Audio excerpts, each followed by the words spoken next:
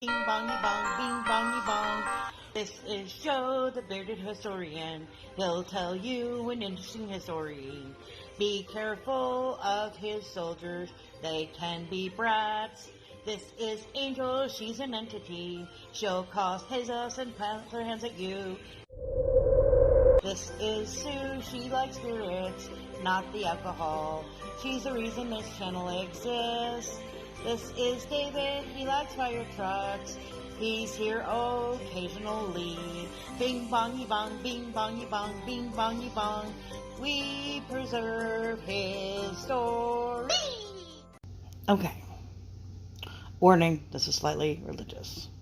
Don't want to do something for Easter. It's a pet topic he's very passionate about, which is not bad.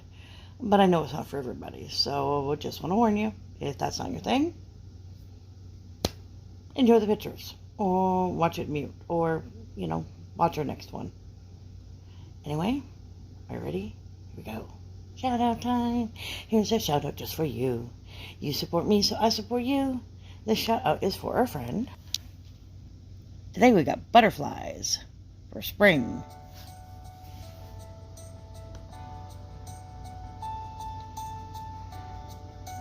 M&A's in the lead. I see LTN. I see Spirit. There's Buddha. There's Miss Heather. African. Z-Fam. There's Hippie. Hippie's catching up. There's Sazzy. And there's Sadie. And here comes the Logans. Embark Nation. Dave Kevin, there's Yoga. Didn't I do yoga? I have to take a look at my list. I don't think so.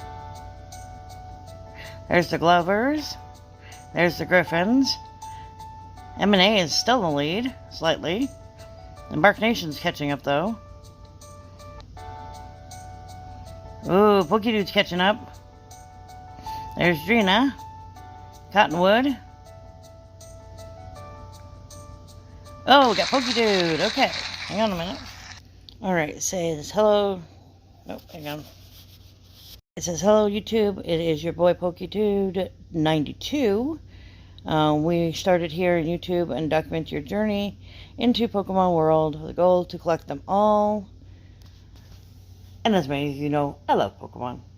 And he does cards. I've never really done the cards. I do a small collection of one of the first couple seasons. Is that? I don't know which it is. But a really early Pokemon from when I was before, or early in our marriage, I think. Or maybe even before that. I don't know where I got them or when I got them. But check out Pokedude, like, share, comment, and have a good day. All right, Mr. Bud. What interesting things do you have to say today? Well, for the fun of it, we're going to hit the pause button a second. No, I like pause. Yeah. Now, for most of people, Easter just happened, and, it was an event that happens on every Sunday. Usually families get together. They might have a big dinner. It's one of the holidays that church folks usually go to religiously, with Christmas is another one. But Easter also, from the Christian standpoint, was a event that took place over the course of a full week. A lot of people, will tend to forget about a few of the pieces, but it all plays together. I could nickname this section the "Now What?" because that's about what people were saying back then that would happen. Okay, first of all, you have Palm Sunday. Palm Sunday was kind of a unique event because Jesus came into Jerusalem riding on a donkey, and the people were ecstatic. I mean, they were putting down palm fronds, they were shouting Hosanna, they were basically looking at their Lord and Savior. It was quite a time to be alive. Now, at the same time, the Sanhedrin, the Pharisees, who basically were the religious leaders in Jerusalem at the time, were like, now what? Because about that same time in history, there were a lot of people that wanted to rise up against Roman rule. They wanted to unite the people. They wanted to get Rome out of the Holy Lands and restore Israel as they remembered, Judea. And so they saw Jesus as, this couldn't be the guy. I mean, they were expecting somebody who would be strong and mighty like David. It just didn't fit their scheme of things. What made it even worse was after Jesus came into Jerusalem, the first thing he did was he started making a wreck out of the markets in the temple. Because, at that time they had have people that would trade coins for specific coins that could be used for basically sacrifices. They would trade for animals that could supposedly only be for sacrifices. Everything that the Pharisees basically set up was it's kind of like Vegas. You could only use certain money and certain animals for the temple. And the Sanhedrin had a great racket going. And Jesus pretty much, what I love is the phrase righteous anger, started upturning tables and called them, "You have made this into a den of thieves," which he was not very wrong at. So anyway, during that week, they realized that there would be no way that they could directly go against Jesus. I mean, the guy was too powerful. He was too well known. He was very popular at that time. So they had to play their cards just right, be very shrewd about it. And their first play that they did was that they got in touch with one of the disciples who was actually in charge of the treasury, a guy named Judas Iscariot. Well, they approached Judas with the promise and the idea, for a bit of silver. And you deliver us Jesus away from the crowds, and the money's yours. And Judas bought it, took line and sinker. Now, come a couple days later, Thursday, for example, they have what's known as Maundy Thursday. This was the time that they had the Last Supper. And Jesus put out a lot of information. He actually singled out Judas for what he was going to do. And Judas took off like a scared little rabbit. He went around and washed the feet of the disciples, including Peter, who was very intimate against, like, "Don't do this." He says, "If I can't wash your feet, you have no place in heaven.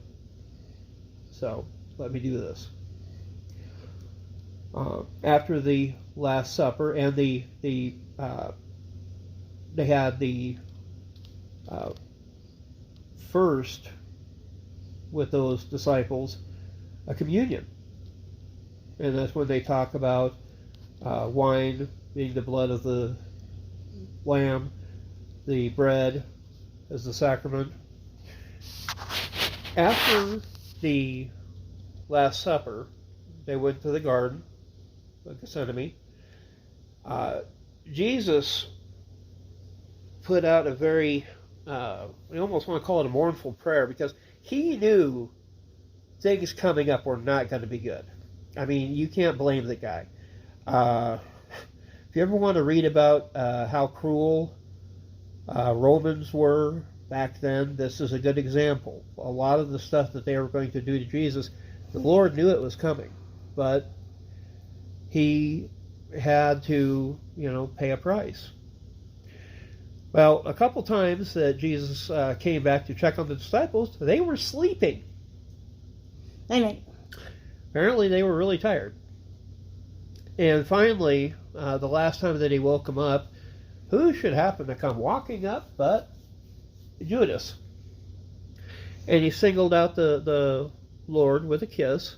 All of a sudden the Romans surrounded him. Now Peter, interestingly enough, drew a sword and wound up taking an ear off of one of the servants.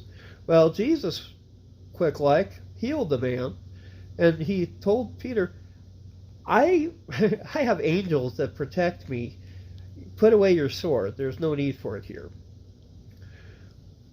And shortly thereafter, the disciples, they took off to get into hiding because odds are good they were probably going to see a pretty bad hand as things were going. So Jesus gets taken into custody, into captivity.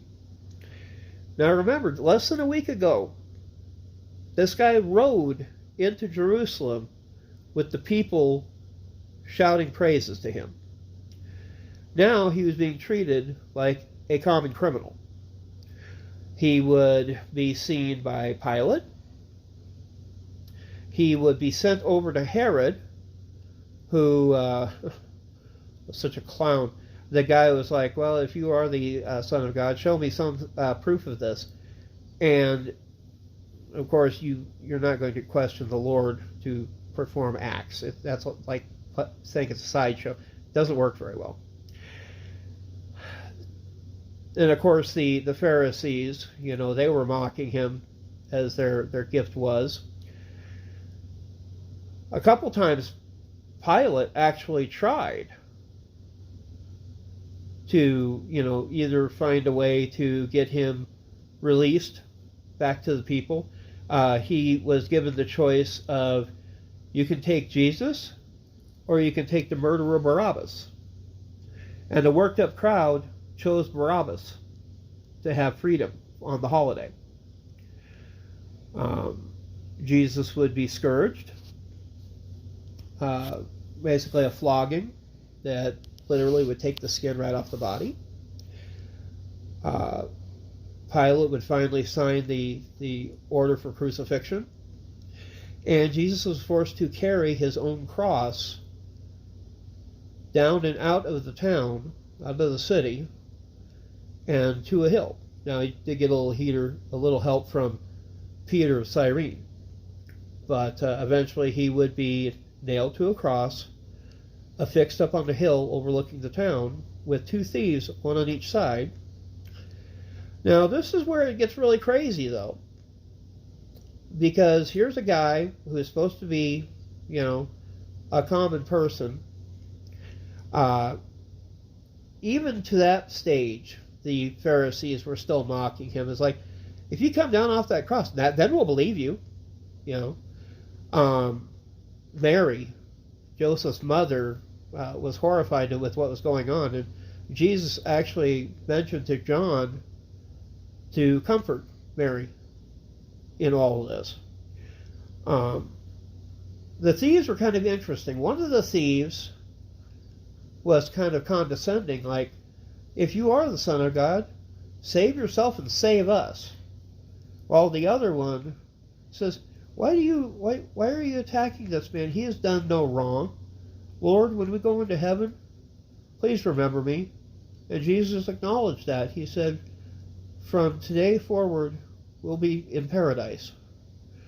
Now, a lot has been said about the fact that it took a long time to die in a crucifixion. And it does. I mean, because first of all, your weight is basically pulling on your wrists, your feet, your body.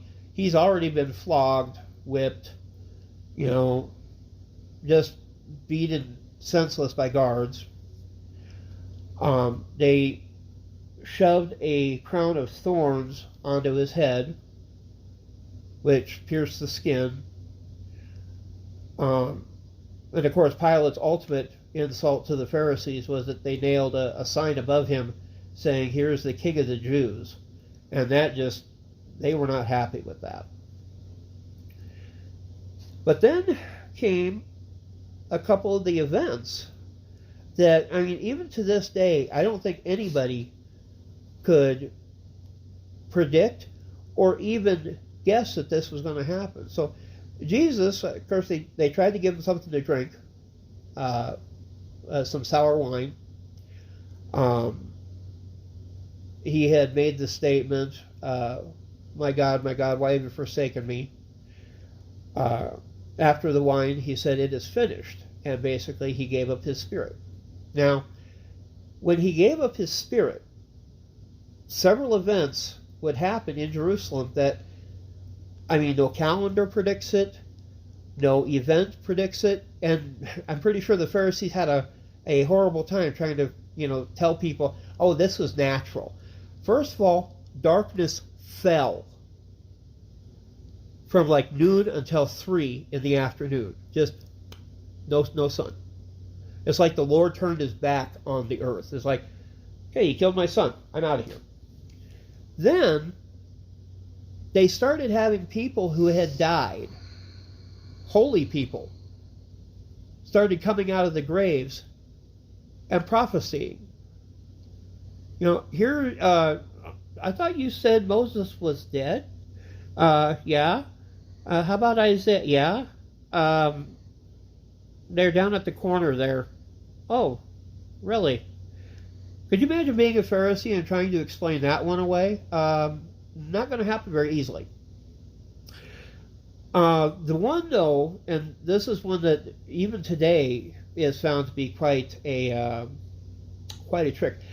Back in the olden times, back in the times of the Ark of the Covenant, you had an area called the Holy of Holies inside the temple. The Holy of Holies was separated from the rest of the temple by this really tall curtain.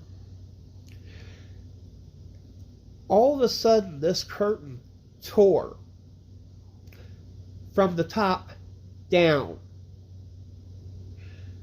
That basically was the way the Lord was saying that if anybody wants to come through, they no longer have to use the priests. Basically, Jesus' sacrifice opened the way for forgiveness. And so through Jesus, you were given that gift. Now, after all this had happened, they put the spear into Jesus' side to make sure that he was dead. There was talk that a gush of crystal clear water came out. One of the centurions looked up and said, surely this was God's son. Well, they took the body down, and with tradition, several things like incense and frankincense was brought in, and they put the body in a tomb. Now, okay, they've already killed the guy. They're burying him.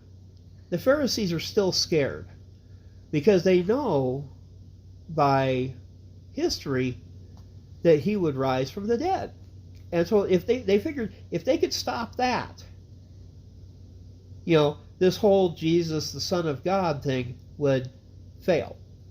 So, by all means, let's go ahead and put him in a temple. Let's put him in a tomb.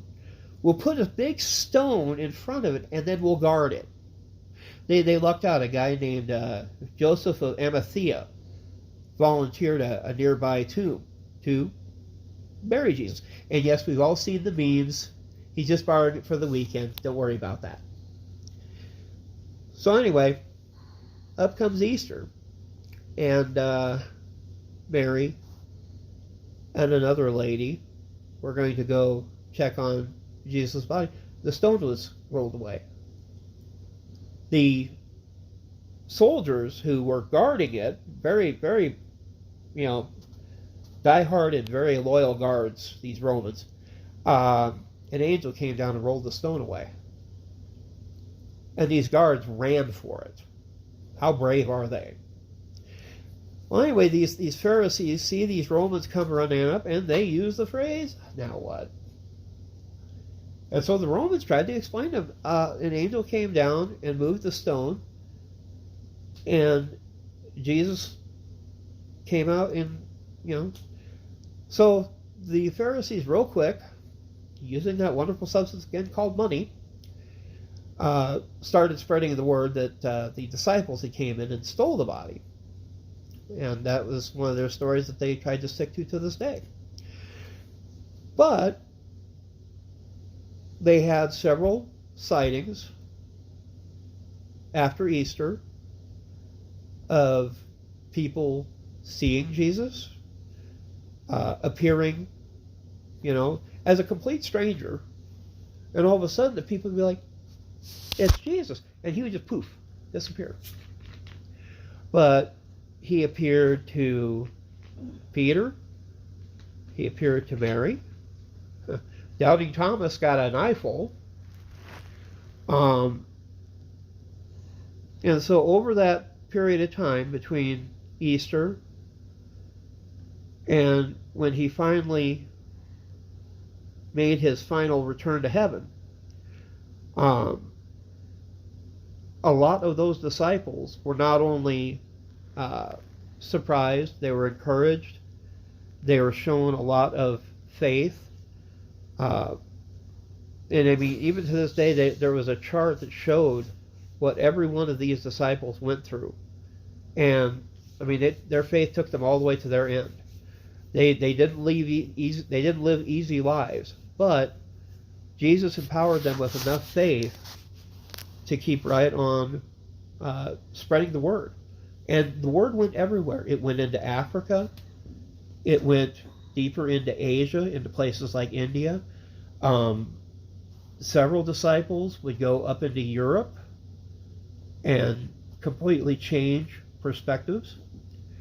But it's, for the now what, it's what these 12 disciples, 11 after Judas checked out, to this day, they're still spreading the message, in Bible stories and letters to the churches that were developed and set up.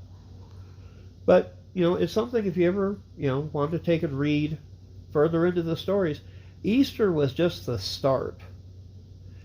And there's a lot of stories before it, during, and after. So